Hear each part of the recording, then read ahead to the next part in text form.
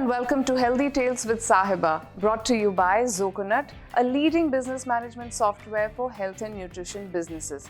Healthy Tales with Sahiba is a first of its kind talk show featuring leaders from the health, nutrition and fitness industry. Come join me as I welcome my guest today.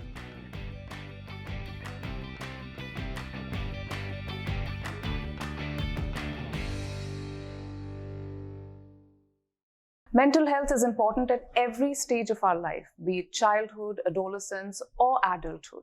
And to discuss this in detail, today I have a remarkable lady with over 10 years of experience as a counseling psychologist and the founder of Yellow Turquoise. Please welcome Ms. Deepika Dahima. Thank you, Deepika. Thank you so much for coming today. It's such a pleasure to have you on the show.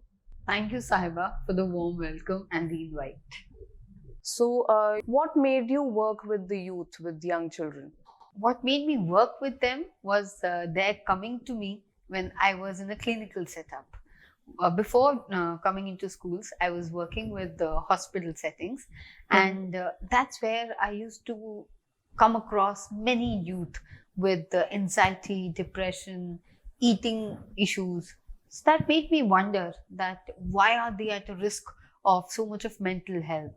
What is not happening at that stage in that school setup, which makes them come for professional help to a clinic or a hospital.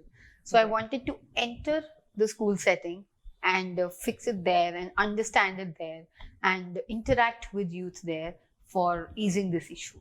And what was the common underlying problem? Like you said that once you understood that, you wanted to understand better that why are such young children facing mental health issues. So what is the underlying, brewing issue with them? Underlying brewing issues are 2-3 of them, and they're common across all institutions and everything that we come across.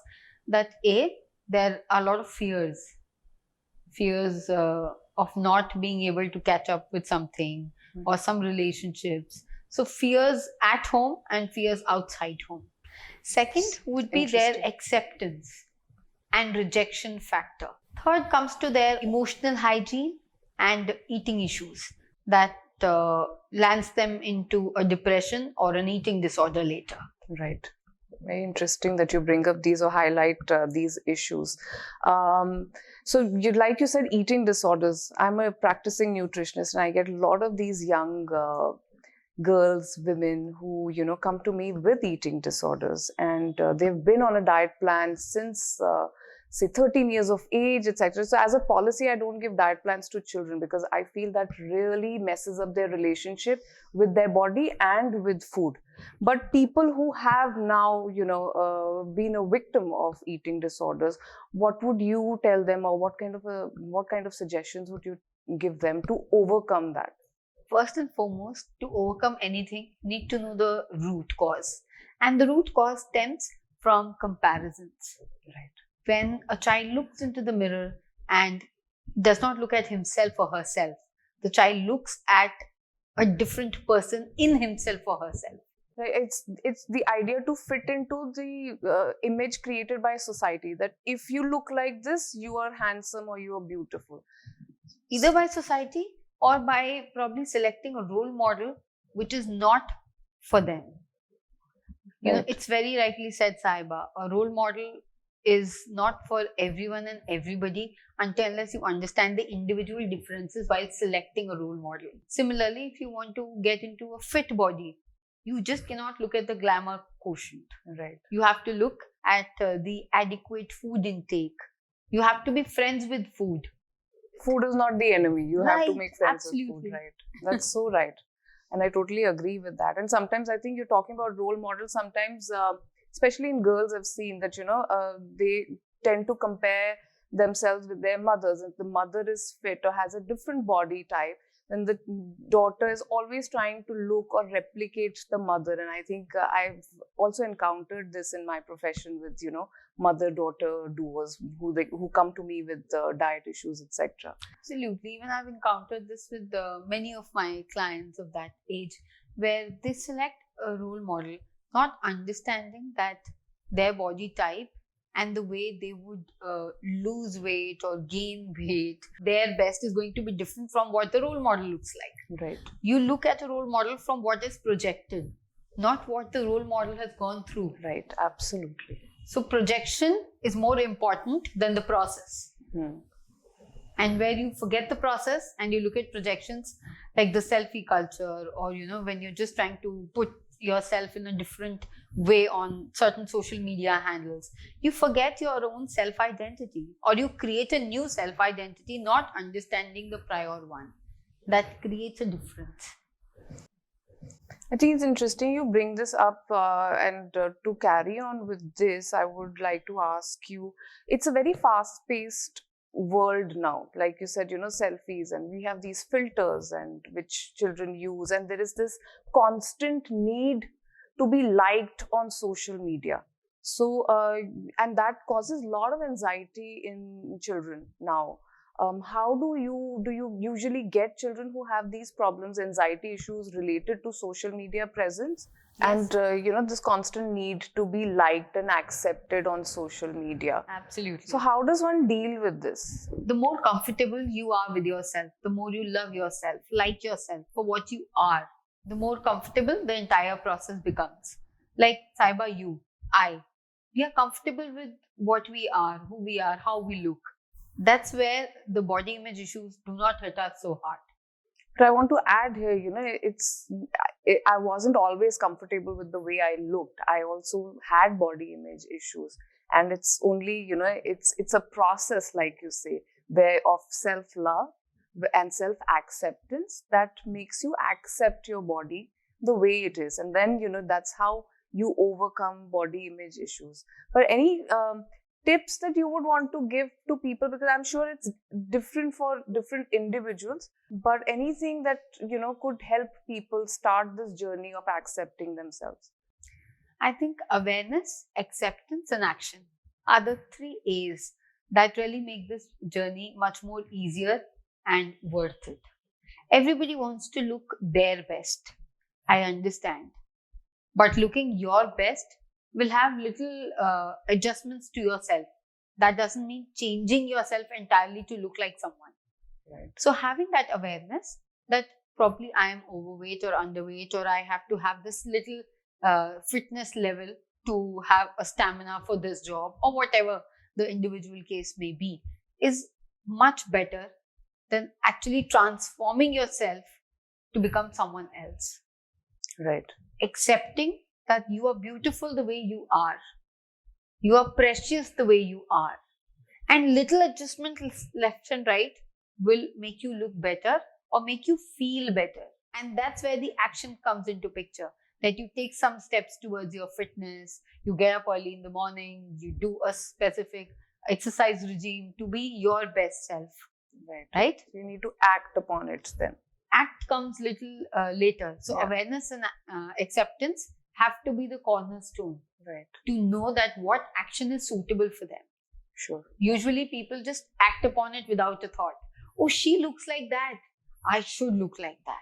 She looks beautiful this way. I will also look beautiful this way. Probably I look beautiful the other way. Right? This color suits you. This may not suit me. Right. You look comfortably stunning this way. I may not.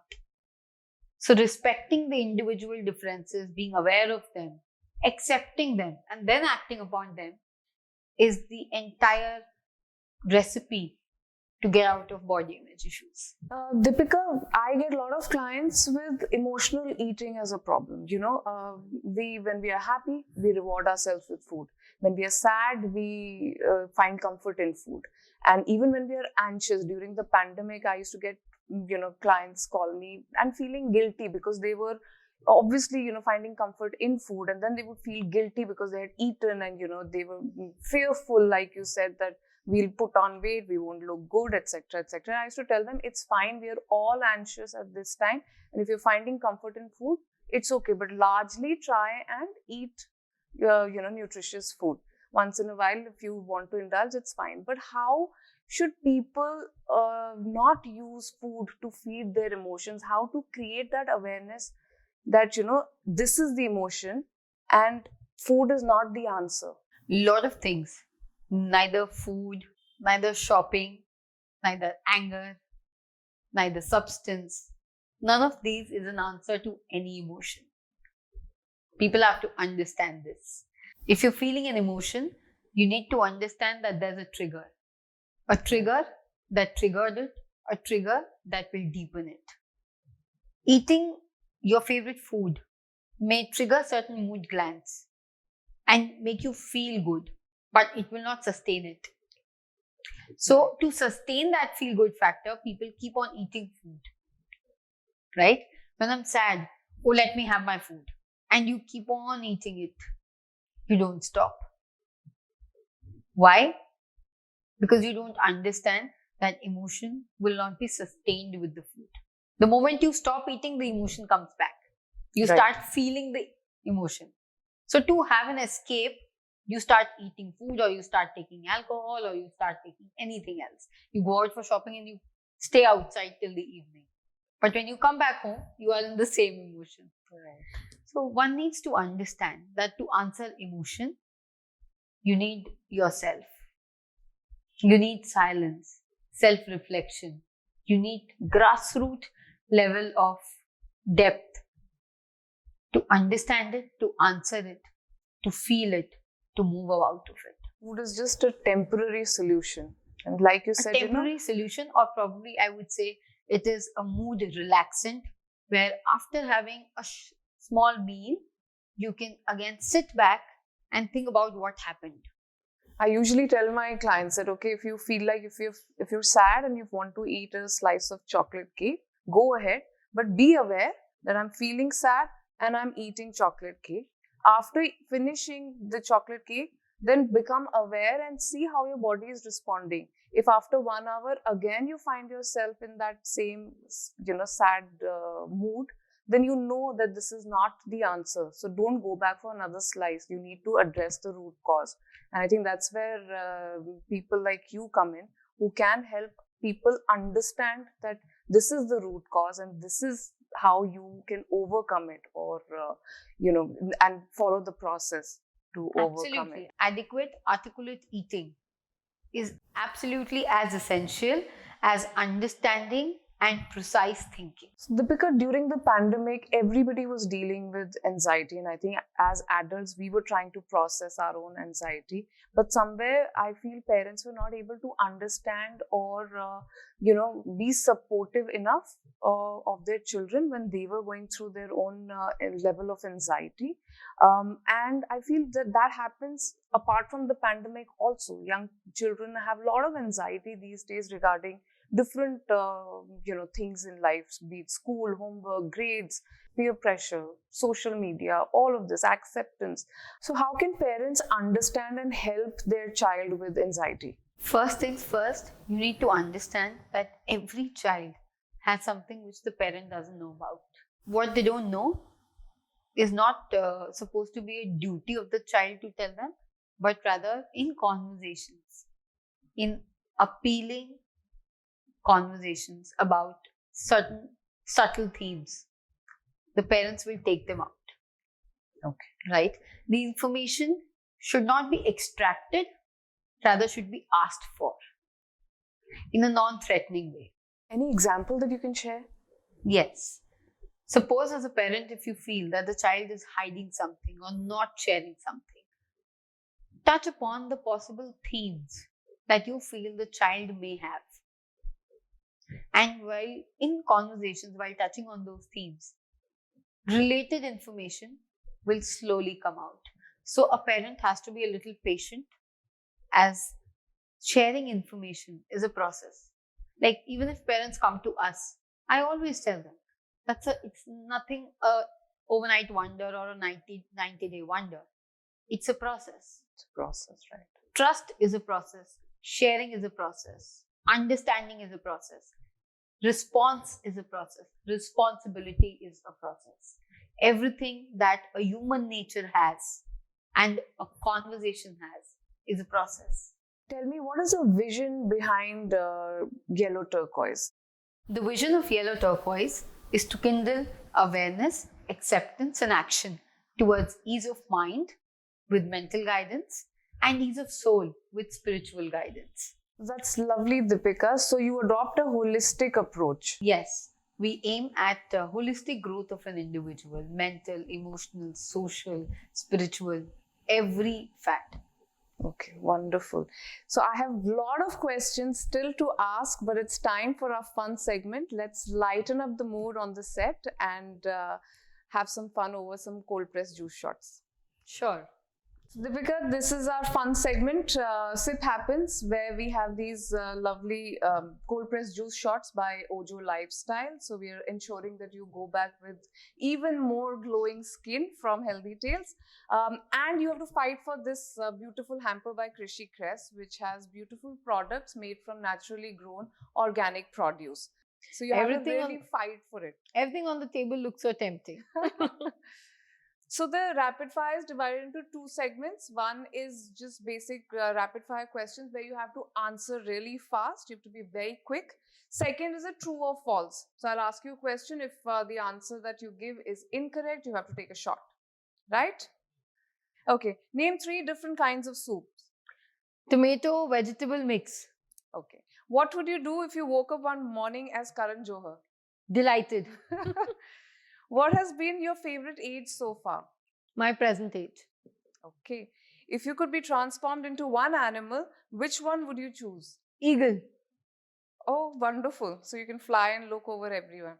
Last, choose one, physical strength or mental strength? Mental strength. I knew the answer to this one. Okay, the next segment is true or false. Okay. An octopus has 3 hearts. False. It's actually true. Please take a shot. Oh, wow. I get a healthy shot. Next one. A slice of bread has same number of calories as a slice of toast. True. Yes. Salman Khan plays a therapist in the movie Dear Zindagi. False. The first tea bags were made of silk. True. You're right. The Great Wall of China is visible from space. True. No, it's actually false. Please Another take a healthy shot. Yes. Hot and cold water sound the same when poured. Yes. Bananas share 60% of DNA with humans. True. The last one now. In a deck of cards, the king has a mustache. True. No, it's actually false. Okay, great. That's the end of our rapid fire. And you played beautifully, Deepika. And I'm delighted to gift you and reward you with this beautiful hamper. We have some more healthy goodies for you from our gift partner, Native Organica. These are organic products. So more good health coming your way. Thank you so much for coming on the show. Thank you, Sahiba. Last but not the least, we have this beautiful memento from our title sponsor, Zoconut. I'm going to read this out for you.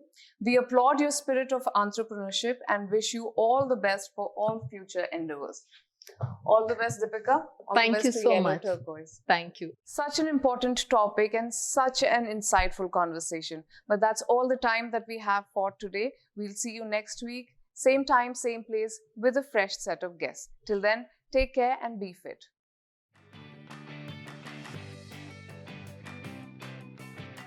Okay, name 3 different kinds of soups. Tomato vegetable mix. Okay. What would you do if you woke up one morning as Karan Johar? Delighted. What has been your favorite age so far? My present age. Okay. If you could be transformed into one animal, which one would you choose? Eagle.